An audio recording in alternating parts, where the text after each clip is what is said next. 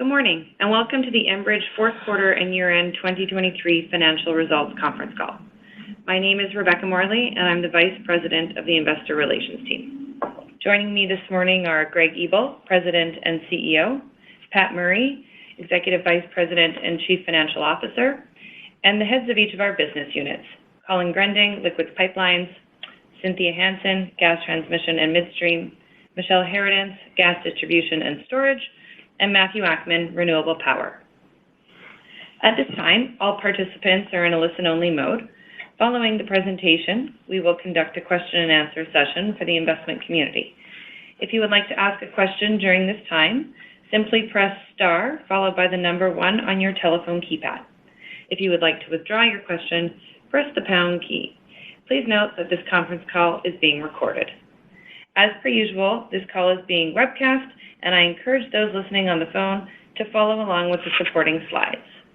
We'll try to keep the call to roughly 1 hour, and in order to answer as many questions as possible, we will be limiting the questions to 1 plus a single follow-up if necessary. We'll be prioritizing questions from the investment community, so if you're a member of the media, please direct your inquiries to our communications team, who will be happy to respond. As always, our investor relations team will be available following the call for any follow-up questions. On to slide 2, where I'll remind you that we'll be referring to forward-looking information on today's presentation and Q&A. By its nature, this information contains forecast assumptions and expectations about future outcomes, which are subject to the risks and uncertainties outlined here and discussed more fully in our public disclosure filings. We'll also be referring to non-GAAP measures summarized below. And with that, I'll turn it over to Greg Ebel. Well, thanks very much, Rebecca, and good morning, everyone. Thanks for joining us again. I'm pleased to be here today to recap a record fourth quarter and 2023 results. Throughout the year, the Enbridge team worked hard to execute on our strategic priorities and ensure Enbridge remains the first choice for energy delivery in North America and beyond. These efforts further enhanced our long-term value proposition, which we'll talk about today, along with providing you an update on our businesses. Pat will then walk you through our financial performance, our capital allocation priorities, and our outlook. And as always, the Enbridge team will be available to answer any questions you may have at the end of the presentation. You know, folks, I'm really proud of the Enbridge team for all its achievements in 2023. We met our financial guidance for the 18th straight year and once again exceeded the midpoint for both EBITDA and DCF per share, demonstrating the low-risk, predictable nature of our business.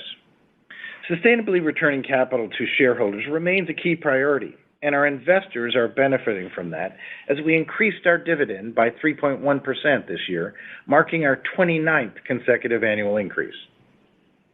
Our debt to EBITDA, including the pre-funding, was 4.1 times, leaving ample balance sheet room in preparation for the closing of the U.S. gas utility acquisitions in 2024.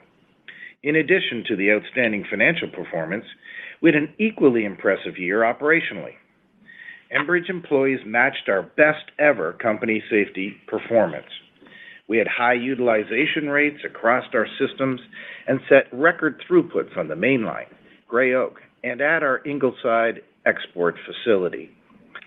We also concluded open seasons on Flanagan South, Southern Lights, and Algonquin Gas Pipeline, and are about to initiate an open season for the expanded capacity on Gray Oak Pipeline, which we expect to be very positively received.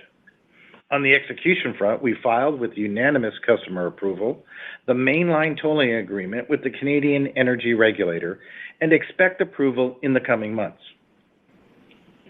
The settlement we filed is consistent with the terms we outlined for you in May and is a win-win-win for the customers, for industry, and for Enbridge, and I'll touch on that more later in the presentation. The sale of our interest in Alliance and Aux Sable continues our track record of recycling capital at the attractive multiples and put us in a position where we have largely completed the funding for our utility acquisitions.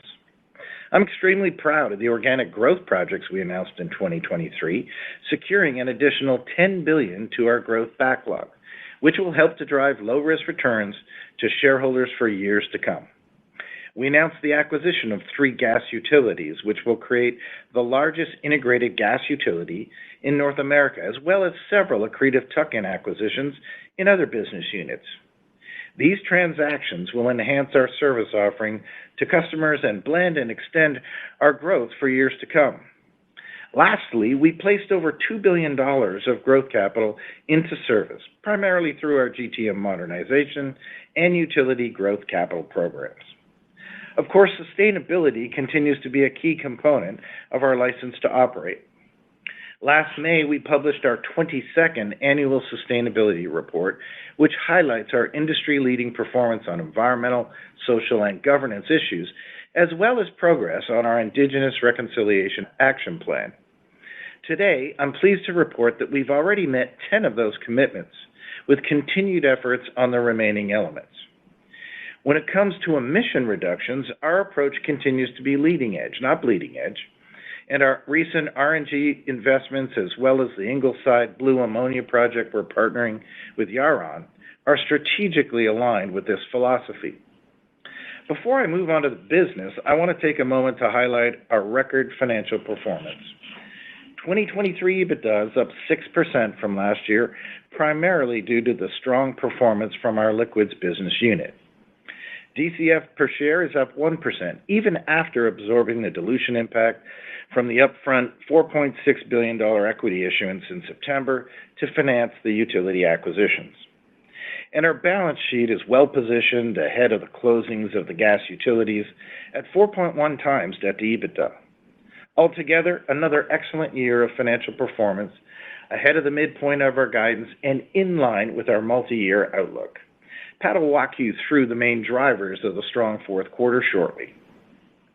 As we reflect on 2023, I want to remind everyone why our business is a first-choice investment opportunity. Our assets generate strong, reliable, and growing cash flows that are underpinned by low-risk commercial frameworks and a stable balance sheet. We consistently and sustainably return capital to shareholders, and late last year announced our 29th consecutive annual dividend increase. 2023 was a hallmark year for growth at Enbridge, with approximately $23 billion of announced acquisitions and $10 billion of new projects, adding both greater visibility and duration to our growth outlook. And consistent with our vision, we continued to develop Enbridge's lower carbon strategy, benefiting the enterprise and supporting an appropriately paced global energy transition.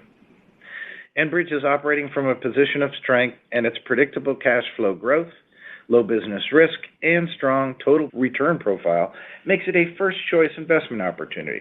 So let's take a minute and revisit the low-risk nature of Enbridge's businesses. As I mentioned earlier, 2023 marked the 18th consecutive year of meeting our financial guidance. And as indicated up front, we achieved this without needing to adjust the bought deal equity issuance from our financial results. 2023 showcased the predictability of our business amid continued geopolitical instability, persistent inflation, and rising interest rates.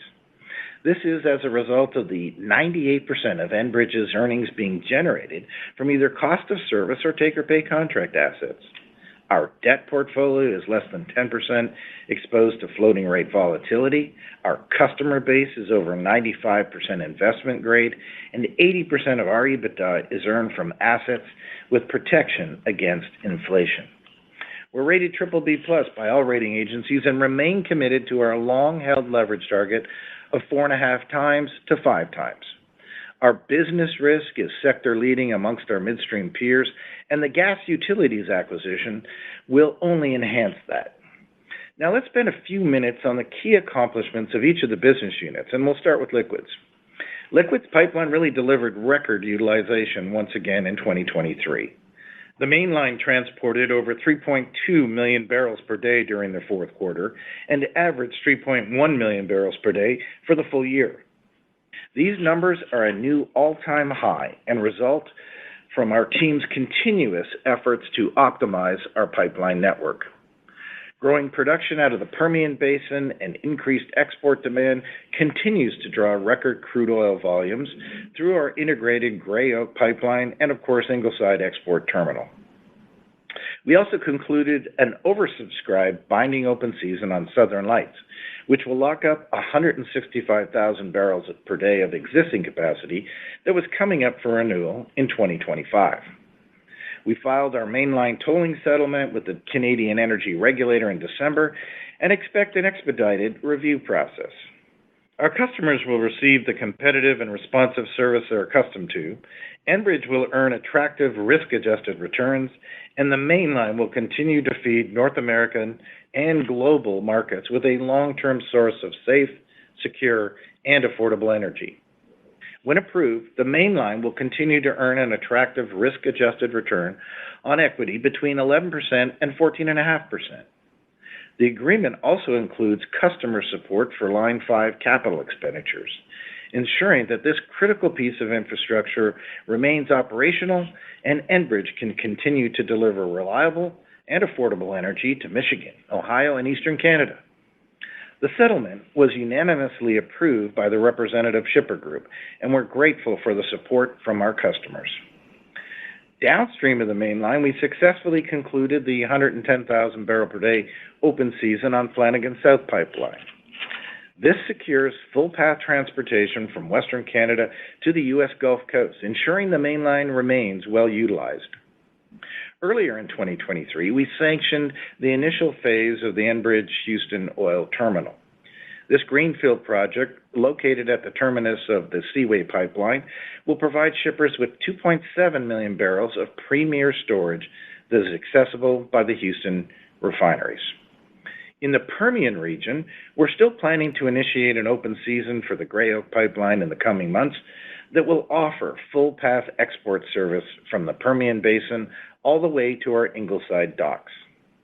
And on the low carbon front, we're progressing the FEED engineering for a blue ammonia production facility at Ingleside. This potential investment highlights the value of existing and diversified infrastructure to the energy transition. The proposed facility will source feed gas from our Texas Eastern gas pipeline, and the associated emissions will be sequestered in a nearby carbon storage facility through our partnership with Oxy, all of which further underlines the value enhancement opportunities our integrated liquids, natural gas, and lower carbon platform offers customers and investors. Finally, we continue to advance the technical evaluation work for the planned carbon capture, utilization, and storage hub in the Wabamun area. So let's move on to gas transmission. Starting in Canada, we closed the acquisition of Aitken Creek Gas Storage, a 77 BCF working capacity facility in British Columbia, which is uniquely positioned to support local demand and upcoming Canadian LNG exports. And in December, we sold our interest in Alliance and Aux Sable for proceeds of $3.1 billion, continuing our track record of surfacing value for shareholders through ongoing capital recycling. This transaction reduces our commodity price exposure, and proceeds help to finance the upcoming utility acquisitions. We've also refined our engineering estimates for the 300 million cubic feet per day expansion of the T-South gas pipeline in British Columbia. The total project is estimated to cost $4 billion, up from $3.6 billion originally. The increased costs are based on recent Class 4 estimates, which includes extensive engineering analysis, community consultation, and also includes lessons learned from recently completed projects in the region. Of course, before proceeding, we will ensure that the full investment and return is recoverable through our cost of service framework on the West Coast Pipeline. In the U.S., we continue to extend our LNG service offering as we progress the Rio Bravo pipeline and the Venice Extension pipeline, which we expect to place into service later this year. We've concluded an open season on the Algonquin pipeline system for additional gas delivery to New England, and we're pleased with the results and are currently evaluating potential options to satisfy our customers' needs. In March, we acquired Tres Palacios, which adds 35 BCF of working gas storage and enhances our customer service offering in the area. This facility is a key piece of infrastructure that serves local gas-fired power generation, LNG exports, and pipeline capacity to Mexico. Finally, we announced the acquisition of several high-quality operating landfill waste-to-RNG assets in Texas and Arkansas from Morrow Renewables.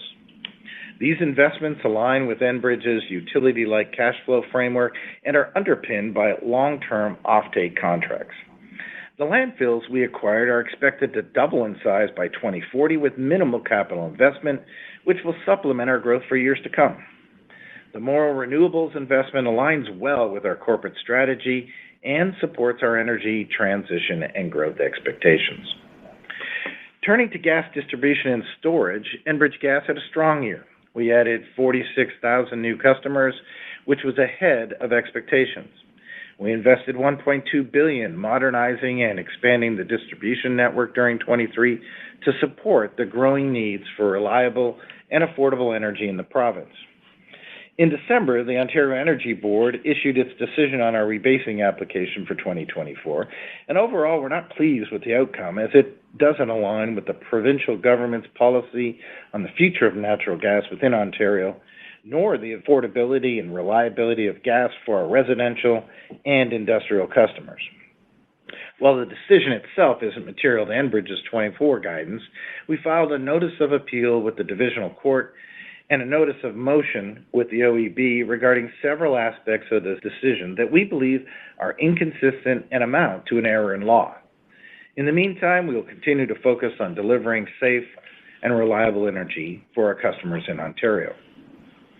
Now, moving to the gas utility acquisitions in the U.S., we continue to be very excited about the transaction, including the fact that it was executed at a historically attractive valuation of 1.3 times the forward rate base. The assets all operate in supportive and transparent jurisdictions and will add low-risk regulated earnings and quick-cycle rate-based investment opportunities to our backlog.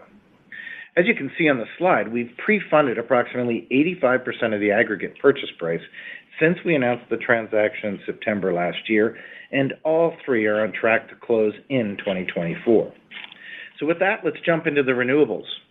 Our scale and diversification and investing approach to renewables allows us to continue to find attractive opportunities, even as returns compress for many across the sector. In Germany, we acquired additional interests in the Hohe See and Albatross offshore wind farms. These are high-quality operating assets that we know well, and the transaction is immediately accretive to our DCF. In France, we continue to approach the commercial operation dates for both Fécamp and Provence Grand Large in early 2024, and Calvados is scheduled to come into service in 2025. Enbridge was also awarded the right to develop a 1-gigawatt offshore wind farm in Normandy, which we expect could enter service around 2030. We'll be developing that wind farm with EDF, continuing a partnership of successful developments in the renewable space. And then last November, we extended the partnership onshore in North America, where we jointly are constructing and operating the 577-megawatt Fox Squirrel solar facility in Ohio. The initial phase of this project generates about 150 megawatts and was placed into service in December 2023. Our portfolio of late-stage onshore development projects continues to approach the construction-ready phase, with expected 2025 in-service dates. And finally, we also placed 3 solar self-power projects into service during the year, adding some 30 megawatts of capacity and reducing our mainline emissions footprint. So now I'll pass it off to Pat to walk through our financial results. Thanks, Greg, and good morning, everyone. I'm very pleased to present a record quarter and full year of financial results here at Enbridge. And as Greg mentioned earlier, we exceeded the midpoint of our 2023 EBITDA and DCF per share guidance, representing our 18th straight year of achieving or beating our outlook. Year over year, fourth quarter EBITDA was up over 5%, and DCF is up 3%. Our DCF per share is down 2%, including the dilution related to the de-risking of the financing plan for the gas utility acquisition. These quarterly results cap off a fantastic year for Enbridge and are underpinned by a high utilization across all our systems. In liquids, our mainline transported a record 3.2 million barrels per day during the fourth quarter. Our Mid-Continent and Gulf Coast assets also delivered strong operational results, with Ingleside and Gray Oak setting new quarterly volume records. These record volumes were partially offset by the lower mainline toll which took place on July 1st. Gas transmission is down marginally over the quarter due to the timing of revenue recognition related to the Texas Eastern case in the fourth quarter of last year. EGI continues to benefit from higher distribution rates from EGI's incentive rate mechanism, despite a mild winter, negatively impacting fourth quarter results by about $30 million compared to normal conditions. Our renewable business improved during the quarter, primarily from the increased interest in our German offshore wind assets, which closed in early November. Energy services results improved compared to the same quarter last year due to the expiry of transportation commitments, as we have noted in prior quarters, and less pronounced backwardation in commodity markets. Realized foreign exchange hedge losses were lower in the fourth quarter, as our hedge rate was right around the spot rate of 1.35. Below the line in DCF per share, and as expected, higher interest expense, the effect of the bought deal I mentioned earlier, and lower distributions in excess of earnings from our equity investments partially offset the higher EBITDA and operations this quarter. With that, let's quickly review the year ahead. I'm pleased to reaffirm Enbridge's 2024 EBITDA guidance range of $16.6 billion to $17.2 billion and DCF per share guidance of $5.40 to $5.80 per share. This represents 4% EBITDA growth versus the 2023 guidance midpoint. As a reminder, our 2024 guidance is set on the base business, excluding the EBITDA, CapEx, and associated financing impact of the U.S. gas utilities expected to close throughout this year. The reason we chose to issue guidance excluding the acquisition is that we want to showcase the strength of our base business and how it is performing relative to the growth outlook we shared at our Investor Day last March. There's some uncertainty around the timing of the close for the LDCs, but we do expect some level of contribution from all three utilities this year, and I'll discuss that on the next slide. There are a few key assumptions underpinning our 2024 guidance. Our 2024 mainline volume forecast is approximately 3 million barrels per day. This estimate was struck using TMX's public and service date estimate when we released guidance. For reference, apportionment on the mainline rose throughout the fourth quarter, and our December throughput averaged 3.26 million barrels per day. Today, we have more conviction than ever that the mainline will continue to be very well utilized for years to come. We also included the sale of our interest in Alliance Aux Sable in the guidance we provided in November. As is practice at Enbridge, we've minimized our foreign exchange and interest rate exposure for the upcoming year. The U.S. dollar-denominated DCF is almost entirely hedged at the 1.35, and less than 10% of our total debt portfolio exposed to interest rates volatility in 2024. Now let's look briefly at the EBIT implications from the expected closing of the gas utilities. We continue to expect staggered closes of the utilities throughout the year. Each will provide incremental contributions above our base business guidance. Given that the timeline for regulatory approvals are fluid, we've omitted the associated incremental contributions from our guidance. That being said, if the utilities close on schedule, our overall EBITDA could exceed the upper band of the guidance range, while per-share metrics in 2024 will be impacted by the full year of share dilution. Let's turn over to our secured growth outlook. Our secured growth program sits at $24 billion. New to the table this quarter is the addition of the Fox Squirrel Solar Phase 2 and the incremental capital for T-South Sunrise expansion, as well as another year of utility growth and GTM modernization capital. In 2023, we added an additional $10 billion of new secured capital to our backlog, adding visibility and duration to our multi-year growth outlook, which I look forward to discussing more at Enbridge Day in March. We placed over $2 billion of organic capital into service, primarily from our utility growth program in Ontario and our GTM modernization program. With that, let's revisit Enbridge's capital allocation priorities before I turn the presentation back to Greg to wrap things up. Our approach to capital allocation is focused on maximizing shareholders' returns. We're excited by all the opportunities ahead of us, but we're going to grow in a disciplined manner while sticking to our leverage and payout targets. Enbridge is fully committed to our leverage guardrails of 4.5 to 5 times debt to EBITDA, and will continue to operate within this range post the utility acquisitions. With the announced sale of Alliance Aux Sable in 2023, we continue our track record of successfully high-grading our capital, and will continue to look for opportunities to recycle assets at attractive multiples. In November, we announced a 3.1% increase to the Enbridge dividend, our 29th consecutive annual increase. Our long-held dividend payout policy is 60 to 70% of DCF, and will continue to grow the dividend up to our medium-term DCF per share growth. And with that, I'll turn it back to you, Greg. Well, thanks very much, Pat. You know, as I reflect on my first year leading the team here at Enbridge, who are tasked with delivering on behalf of our investors, I'm pretty pleased with how 2023 came in and extremely excited about 2024 and beyond. The financial results from the businesses reached record levels, and the same was true of the operational results right across our business units. Whether it was continuing to execute on our organic growth projects, picking up tuck-in assets across our liquids, gas pipeline, and renewable systems, or reaching value-enhancing regulatory outcomes like the mainline toll settlement that serve our customers and investors, the team really delivered in 2023 and set up the company for continued long-term growth.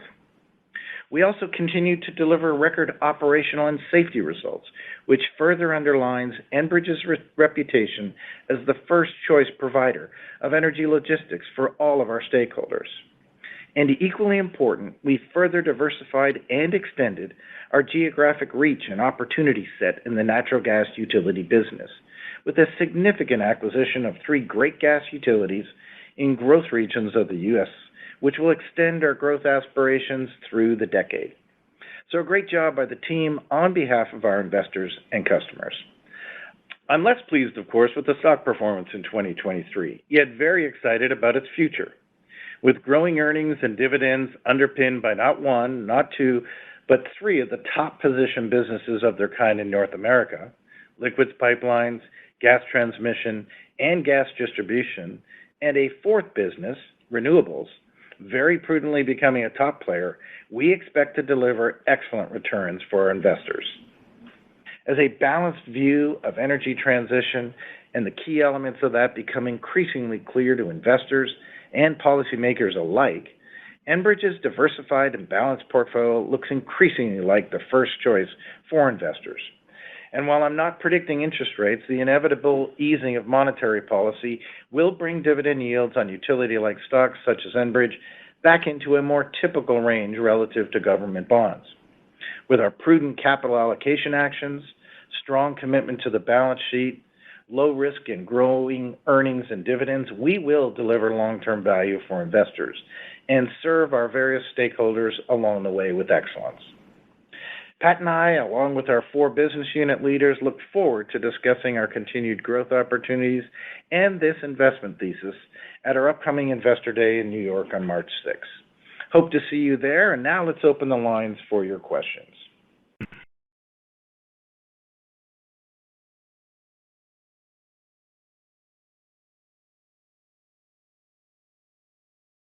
At this time, I would like to remind everyone, in order to ask a question, press star, then the number 1 on your telephone keypad. Your first question comes from the line of Robert Catellier from CIBC Capital Markets. Your line is open. Hey, good morning, and congratulations on the results. This question is probably better suited for Michelle. I was wondering if you could characterize the progress you're making towards regulatory approval for the U.S. utilities. And specifically, can you comment on where you're trying to demonstrate a net benefit? Can you provide your view on rate case stay-outs periods compared to other benefits that you might have as options to offer ratepayers? Sure. So let me start just with the regulatory approvals. We have 2 out of the 3 federal regulatory approvals in the hands of CFIUS and HSR. We're waiting on FCC for a couple of the utilities. We received North Carolina, I think, earlier this week, and we expect the rest of those by mid-month. And then things are progressing really well with the 3 utilities from a state-level perspective. We still expect Ohio to go first, then Utah, then North Carolina, and all of that through the course of this year. As you pointed out, with a couple of the utilities, we do want to be able to demonstrate a net benefit. We think overall for all of the utilities, we can demonstrate a net benefit. And a lot of that is going to be off of leveraging the fact that this creates the largest natural gas platform, 7 million customers, that ability to bring together the strengths of the different utilities, rather.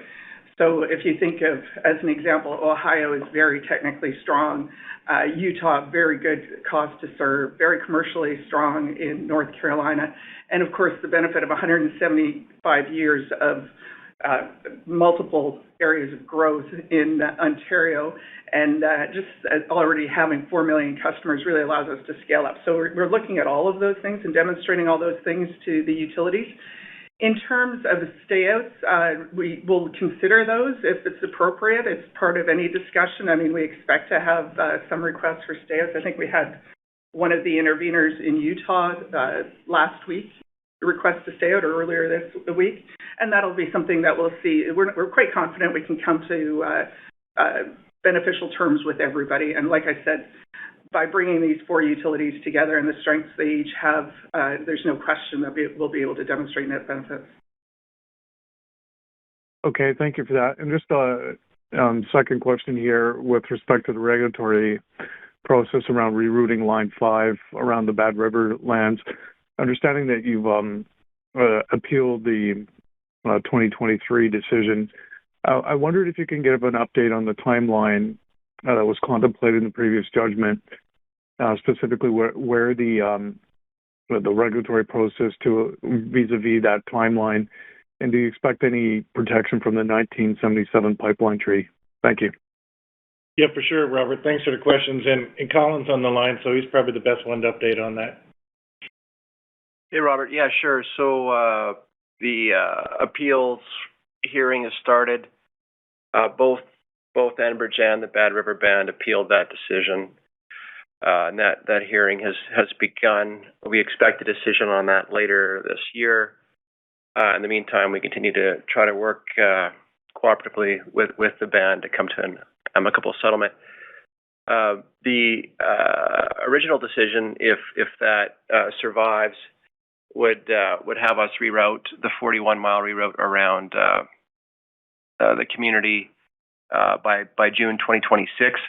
That is doable. We are ready to go. The critical path permit is a Wisconsin DNR permit, which we expect here in the next month or two, which would allow us over a year or two to build that, which is doable. So that's the plan. And your second question was with regard to the treaty. Yeah, and we think that holds. Obviously, that's the reason that the treaties were created, and we expect that to endure.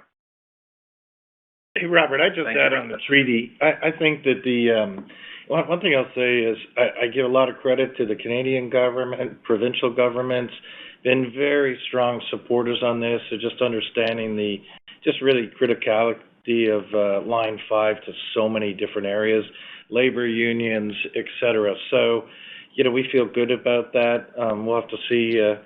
And I know there's been a request for the U.S. government to have a viewpoint on this. We'll see whether or not that happens.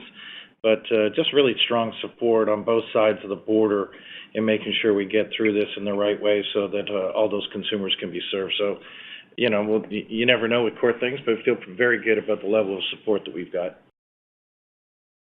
Okay, thanks for those very fulsome answers, everyone. Thanks, Robert. Your next question comes from a line of Teresa Chen from Barclays. Your line is open. Morning. I'd like to touch on the liquid side as well.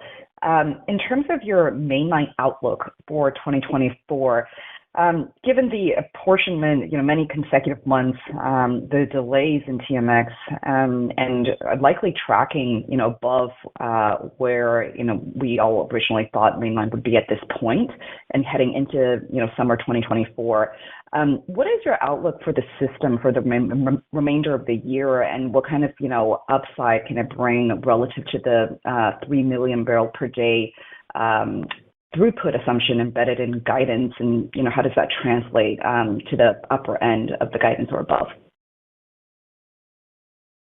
Yeah, Teresa, I can take that. It's Colin. Yeah, so listen, we're very confident in the mainline full path to the U.S. Gulf Coast. We think it'll be substantially full the foreseeable future. I think we've used numbers like 95 to 100%, even in 24 through the piece.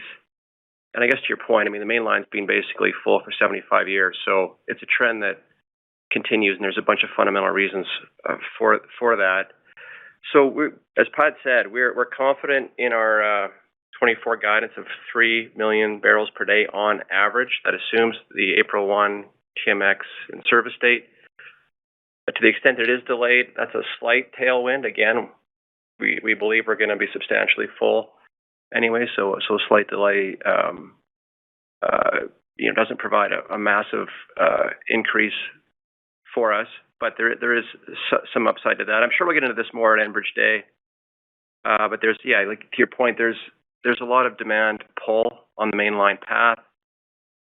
39 refineries directly, indirectly connected, traditional markets. They pull that way. We've got a very competitive toll.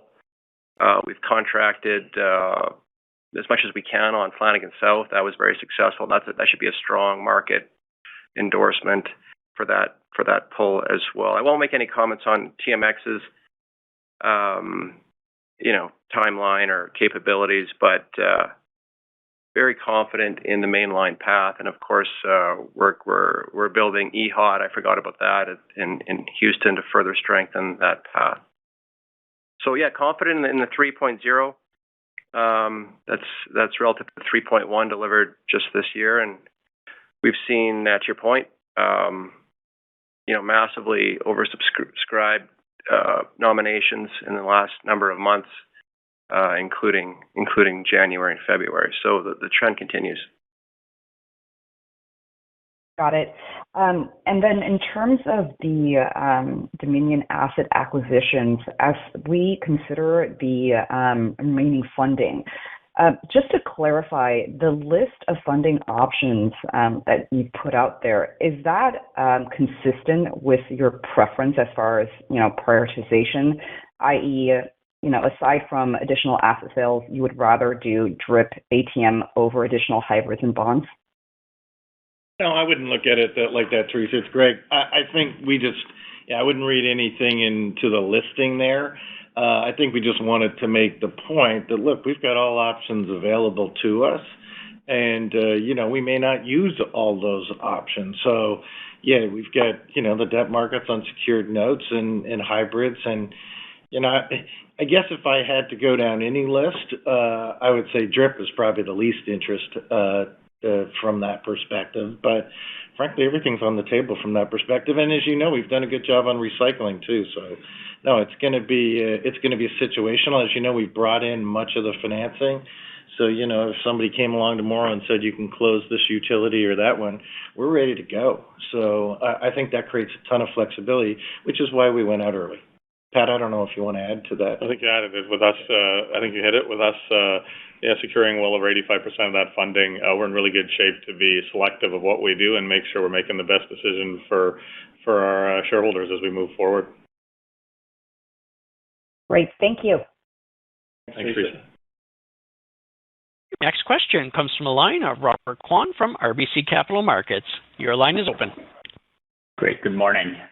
If I can just continue on the funding side for the Dominion utilities acquisitions. So you've got that roughly $3 billion left to go. You've been out in front of the hybrids and the Alliance Aux transaction. I guess I'm just wondering, how are you thinking about the timing of addressing the rest of the need vis-a-vis the closing? And as you mentioned around asset monetizations, can you just give a sense as to, obviously you don't want to get necessarily into assets, but how much is in flight in terms of processes right now, relative to that $3 billion? Well, I'd say we're always looking at assets recycling, so I wouldn't even necessarily tie it to the transaction. I mean, I'm trying to think about if there's been a year in the last 4 or 5 where we haven't recycled, so we're always looking at assets. So I wouldn't necessarily tie it. The dollars are back and forth fungible.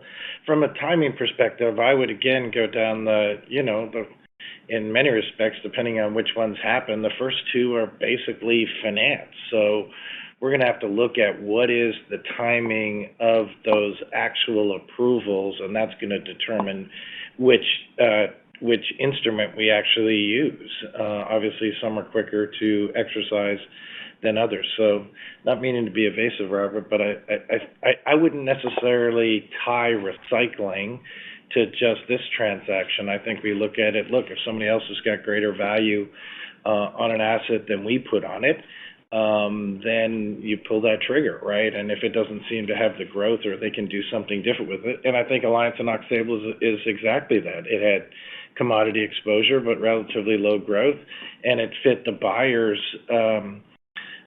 desire to kind of be more in that business, and probably they could take more risk at it than we're willing to do, given our utility-like structure. So I wouldn't tie any one of these instruments just to the transaction. I'd tie it more to, we'll know more as each one of these close, which ones we'll pull at that point in time. Understood. I guess that answer, though, is a segue into the second question. And on the other side, just if we're thinking about, capital allocation in 2024, following the announcement of the Utes acquisition, you also acquired some other businesses, the German wind incremental sale or stake, Morrow, Fox Squirrel. Generically, are other acquisitions budgeted into guidance here? And I get that I'm trying to color code this to a degree, but anything else you do does kind of leave the Dominion funding outstanding. So how are you thinking about acquisitions in 2024, given you're still short? Right. So first of all, there are no other acquisitions in our budget, right, or in our forecast that we've put out, or in our budget for that matter. It's the same. So that's one. Two, if anything came along, as you can imagine, as a big player in the sector and throughout North America, we get to see things all the time. It would have to be tuck-in like, first of all, so nowhere near like what we did last year. Secondly, it would have to be immediately accretive to our per share metrics. And thirdly, it would have to be neutral or accretive to our debt metrics as well. And, when I think about different parts of the business, and I'm sure Colin will speak to this on Investor Day, we've got some great builds that can be done at, low, medium, single digit. So the competition for capital will be challenging given the position our base businesses are in today and the growth opportunities that they see. But we'll have to look at it. So again, no M&A is in our forecast other than the ones that we're closing to date.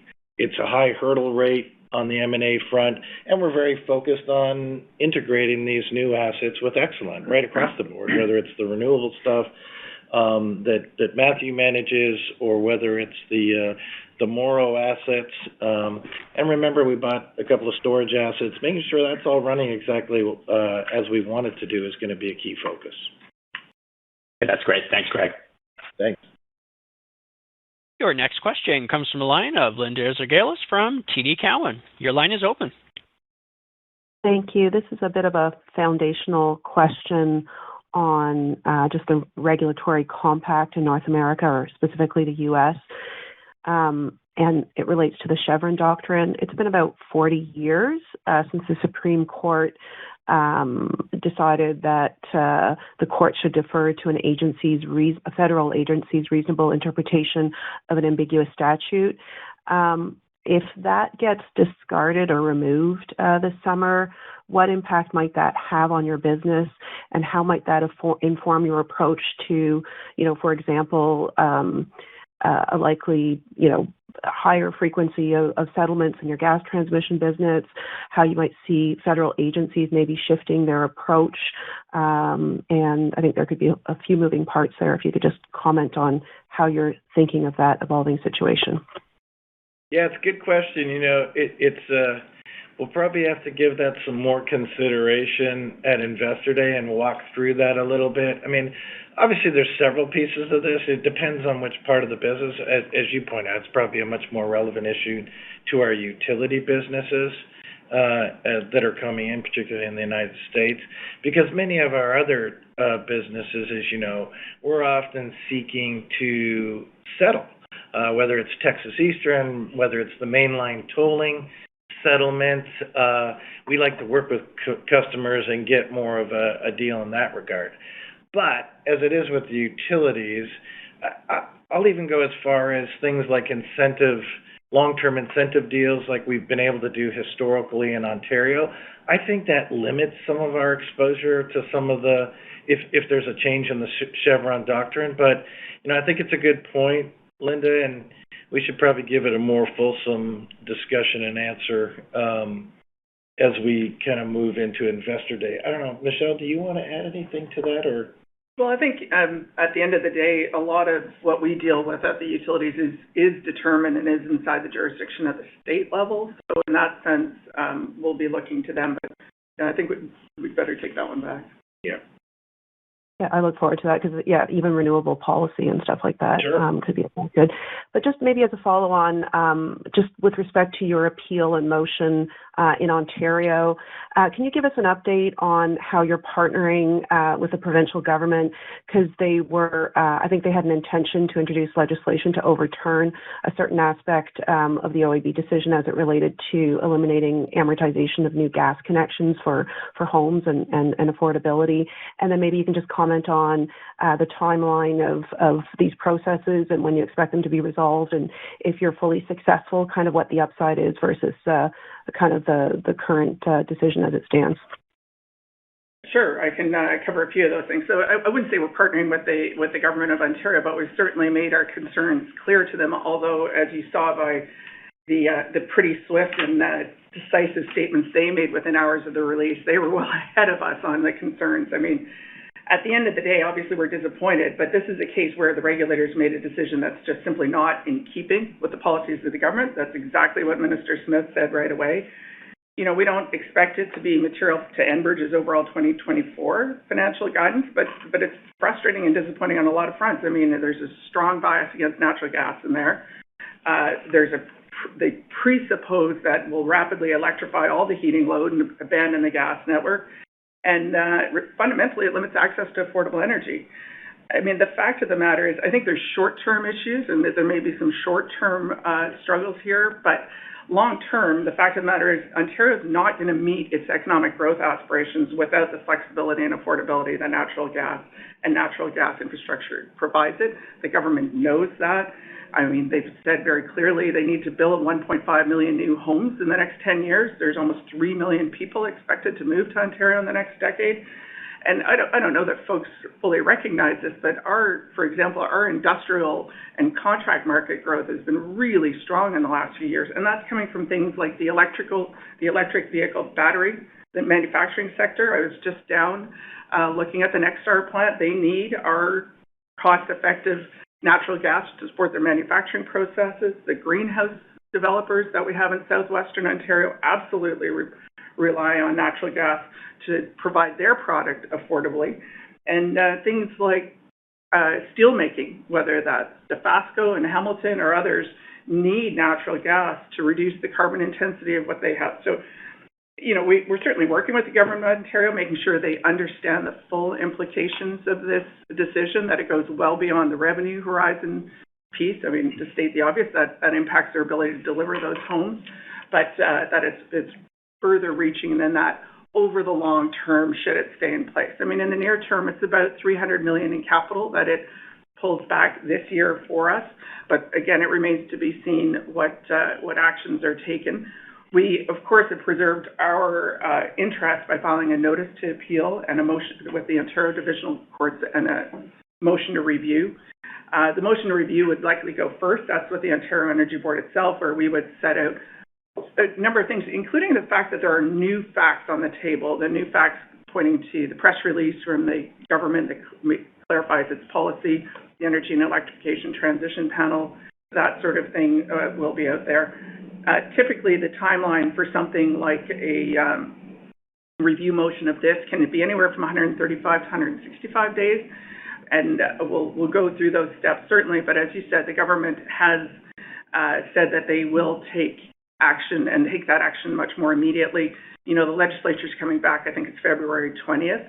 And they certainly do understand that the immediacy of the issue, that this impacts us right here and right now, should we reduce those levels of capital, and that it's important to them to maintain Ontario as an attractive place to invest.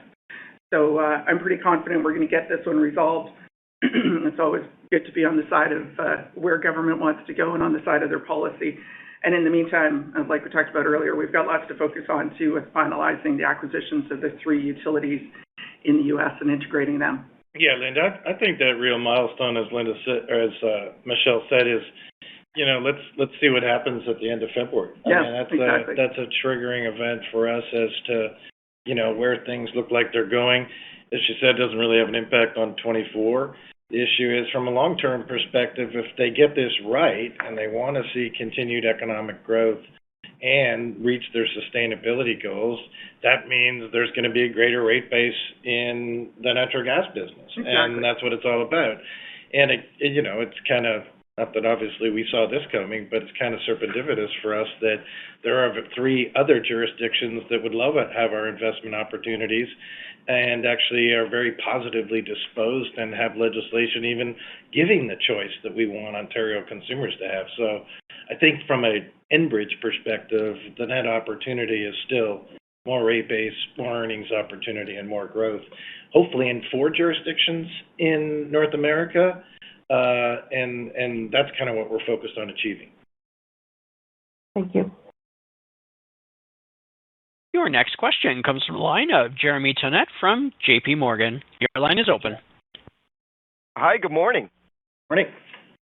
Just want to follow up, I guess, on the last point as it relates to Enbridge Gas there, and wondering if you might be able to talk a little bit more about the timeline, how things could unfold here, and as we think about OEB Phase 2, Phase 3, just, thoughts at this point given what's transpired so far. And, at the same time, what you're touching on there as far as, I guess, when the Dominion acquisition concludes successfully, could you see kind of capital being pulled away towards those jurisdictions given kind of what you've seen for, regulatory outcomes so far? Thank you. Yeah, like I said earlier, and as Greg said, the really indicative point will be later this month when we see what the Government of Ontario comes out with in terms of how they propose to rectify this issue and follow through on Minister Smith's statements. That being said, there is the motion to review process that I mentioned that will take a few months. That would likely take till by summer for us to resolve things. But that being said, there's plenty of work for us to do in Ontario, and we're continuing to certainly always focus on investing and ensuring the safety and the reliability of the assets we have, and that they continue to flow and provide the gas that people need and want. We're big fans, as you said, of customer choice, and that's really where, as Greg alluded to, that goes to the U.S. jurisdictions and the 3 utilities that we've acquired there. They all have very strong equity thickness. They all have good ROEs, and we'll be looking to make sure that we understand exactly what the growth opportunities are. We've looked at it through our due diligence, of course. We feel very good about the growth opportunities. Ohio has a strong modernization program with very quick return on its capital. We see in Utah very strong customer growth. They're also using natural gas for some decarbonization activities. There's a lot of commercial growth there. And then similarly in North Carolina, very strong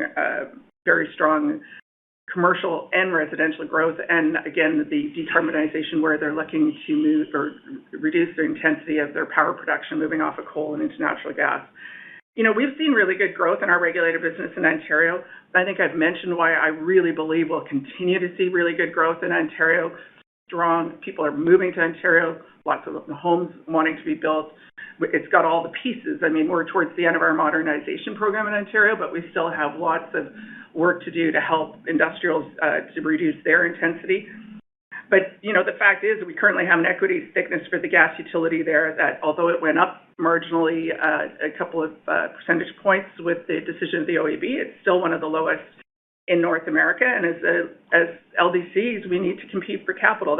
Whether that's here within Enbridge or on a North American scale. So these jurisdictions that are new to us, these new to us utilities, they operate in strong jurisdictions that recognize that part of ensuring the sustainability of their energy systems and their economies includes ensuring they have a transparent, predictable, and competitive regulatory regime. So we're really, really excited about bringing them in as quickly as possible, integrating them smoothly, and looking towards where else there's growth.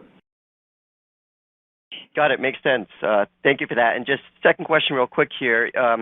Suppose you're not going to give us everything that's going to be happening at the Analyst Day, but just wondering if there's any foreshadowing or overall objectives that you see for the upcoming Analyst Day that you want the investment community to come away with. Yeah, well, you're right. We're not going to give you that insight here. That would not make March 6th that much fun, actually. But look, the fundamental fact is, and I don't believe that currently the stock reflects it in any way, shape, or form, is that we've got a growth plan that extends beyond the 3-year forecast that we put out and our expectations. I don't think that's being realized in the market, both from an efficiency perspective in terms of the blending and extending of growth with the new assets that we've picked up and that we're building, and we're really going to walk through that for all of you and how all of these pieces fit together. And I'll give a brief example. Rebecca's looking at me saying, don't give too much. But just a brief example would be, think about Ohio itself. You're just talking about the utilities. We have all of our businesses located in Ohio. It's a good example where we see opportunities to provide customers, shareholders, and stakeholders with real value added. So we have liquids lines that serve refineries there. We have gas transmission that goes through Ohio. We'll have a great utility there that wants to see growth. And, Matthew's got renewable assets there. So we think that is a real opportunity to create value on all fronts, and I don't think that's being realized. So that's the thesis, and that's what I want you to walk away from March 6th with. Got it. Thank you for that. Appreciate it. Your next question comes from a line of Rob Hope from Scotiabank. Your line is open. Good morning, everyone. A bit of a broader question from me. In your conversations, you've talked about, some, good regulatory jurisdictions versus, a more challenging decision from Ontario. Historically, Ontario has been seen as a relatively pro-gas and, relatively good regulatory regime.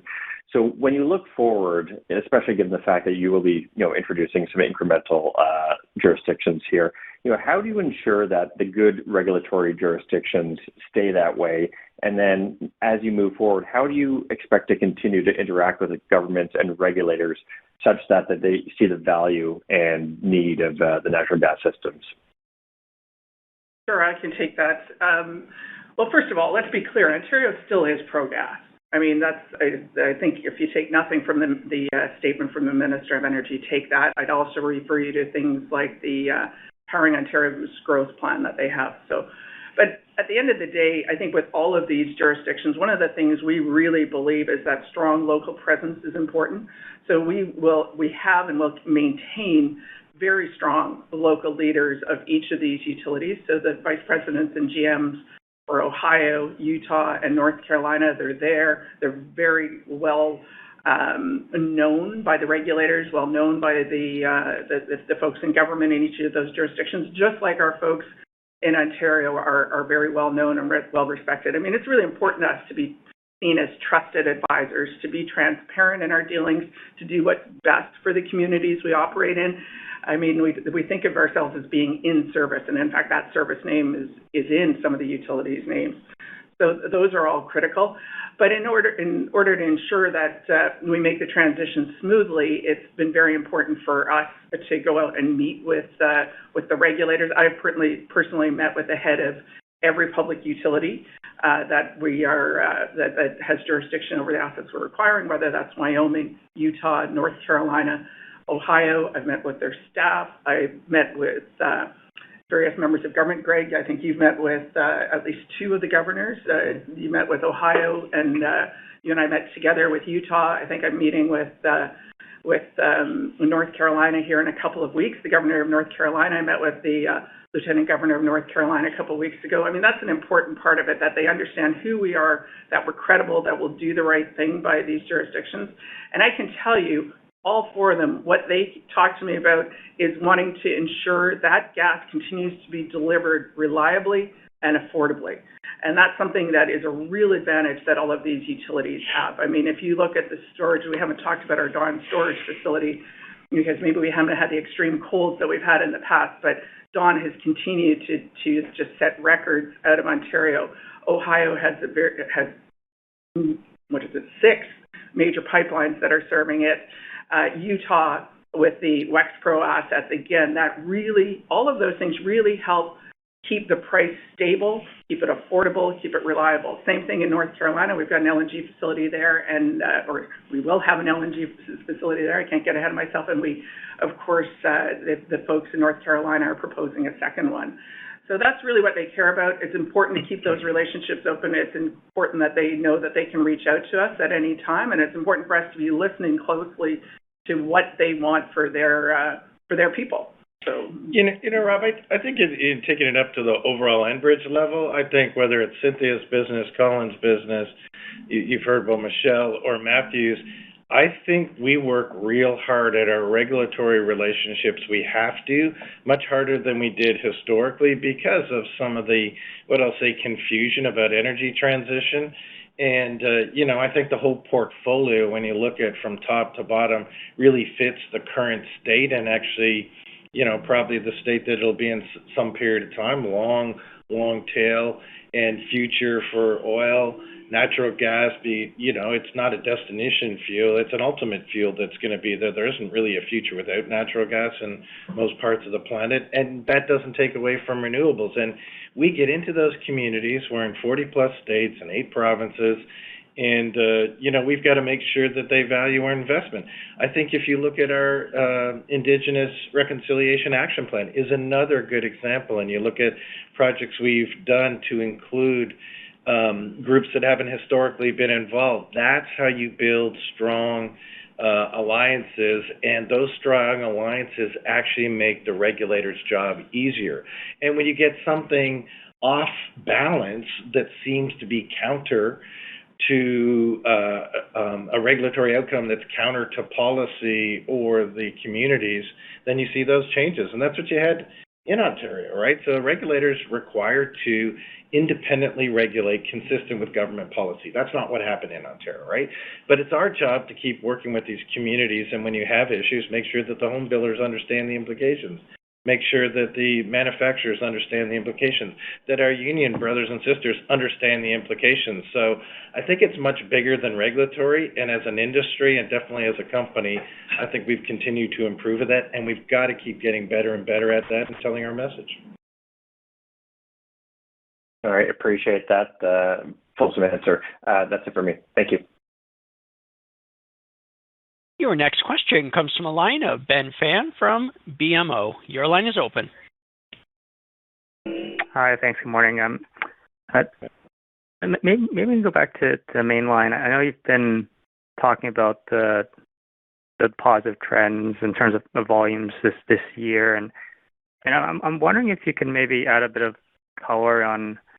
Do you think some of this is producers building ahead of TMX, or you think it's mostly demand driven that's driving it?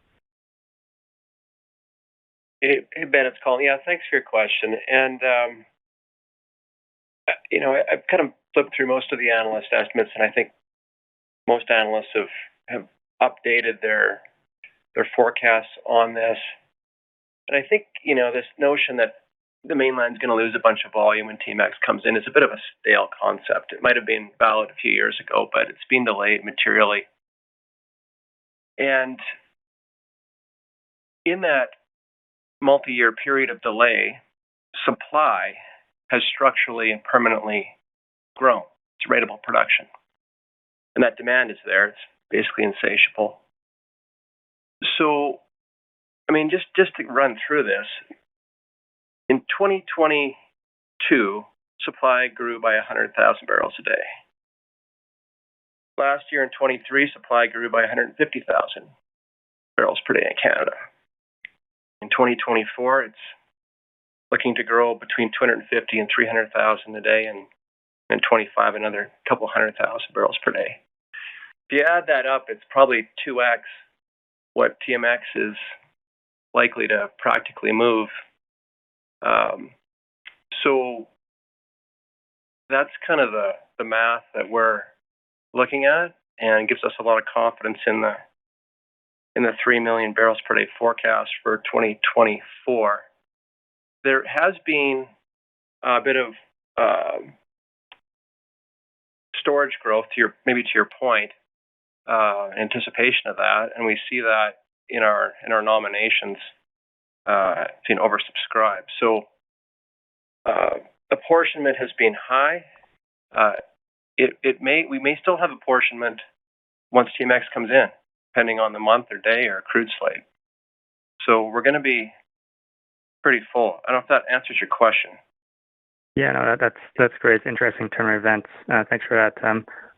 Maybe the second question, maybe for Greg. When you talk about balanced business mix with Dominion, are you putting renewables and gas when you think about that percentage and how you frame the business mix, or do you think about that as a separate pod in your business mix? It's interesting because we definitely, we put the four businesses, if you drew a pie chart, if you will, we put them separately. But guess what I was saying is that they're just increasingly more integrated in terms of what our customers and I think in what investors want as well, even on a proportion basis. So here's the way I would look at it. Just about 50%, or once the utilities are closed, maybe a little bit less than 50% of the business will be liquids, and 50% or more will be gas and renewables. So that's probably the way to think about it from a split perspective. There's no doubt, as you know, a lot of support for renewables is needed by the gas sector, right? So as backup. So they're definitely connected, and often that's done by utilities, but sometimes it's done by, independent other power plants or just the gas pipelines as well, making sure that flows. So I think we you're right, we sort of split the liquids business and then the gas business and renewable business together, but they really are working all together on multiple fronts. And again, I think we're going to talk about that on Investor Day. Okay, that's great. Thank you. Thank you. Our final question comes from a line of Praneeth Satish from Wells Fargo. Your line is open.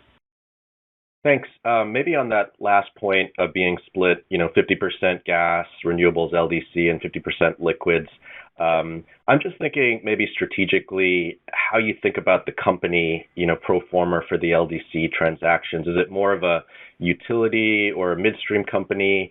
And then I guess in the context of that, do you think there should be more focus by investors on PE multiples and earnings rather than EBITDA and free cash flow, and then maybe even more leverage credit from the rating agencies? Just kind of curious for your thoughts on that.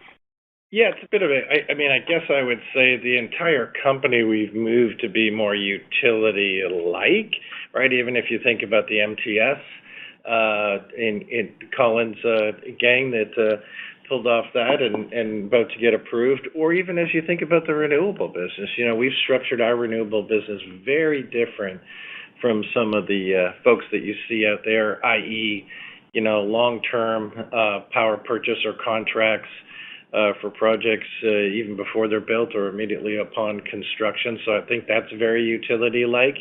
I think DCF's still the right look because, you look at businesses like the liquids business that are generating a lot of cash flow, and they don't look as utility-like. So I think that's the right way to consider it. And then obviously I think dividend yield relative to, long bonds and 10-year bonds of government. I think that's the other way people should. So I think it's a bit of a mix. And you're right, we have a little bit higher leverage for all the right reasons, no more risk than what you'd see at pure midstream, but considerably less than what you'd see major utilities in the United States. Got it. And then maybe just switching gears on to Gray Oak. It looks like you're close to launching an open season for the expansion in the coming months. Can you talk about if that goes well and you're successful, when that capacity could come into service, and then whether you'd be offering a joint tariff for transport and exports out of Ingleside. And if so, do you think that concept of bundling the transport and export will give you a competitive advantage? Because as we look at the basin itself, it is kind of overbuilt from a takeaway or egress perspective. Yeah, good question. I think Colin can take that. We've just had the board down at Ingleside in the last few days for our board meetings. A lot of excitement there. So, Colin, do you want to take that? Yeah, sure. I wish I was still there. It's snowy up in Calgary here. So the answer is yes and yes. The market should imminently expect basically a gray open in Ingleside open season here in the next few weeks. Hope we talk more about that at Enbridge Day. It's as Greg alluded to, very efficient capital deployment here. Low multiples. Yes on integrated tariffs. We already have the cheapest path to the water there. It's already a competitive advantage, but we can do more of that. And pipeline capacity to Corpus is effectively full already. There's probably some space to Houston, but a very attractive path to Corpus. So we want to bring some of that capacity on, call it 100 to 200,000 barrels a day as soon as we can. There's appetite for that. It is relatively efficient, simple plumbing increase here, so we can bring some of that on as early as 24 and some in 25. And as a reminder, we've got a couple of million barrels of new tankage coming into service here in April, independent of that we sanctioned last year. So the crawl, walk, run approach continues towards our large ambition in the Permian to create a light super system to rival the heavy super system we have. Thanks for the question. Thank you. We have reached the end of our question and answer period. Rebecca, I turn the call back over to you for some closing remarks. Great. Thank you, and we appreciate your ongoing interest in Enbridge. As always, our investor relations team is available following the call for any additional questions that you may have. Once again, thank you, and have a great day. This concludes today's conference call. Thank you for your participation. You may now disconnect.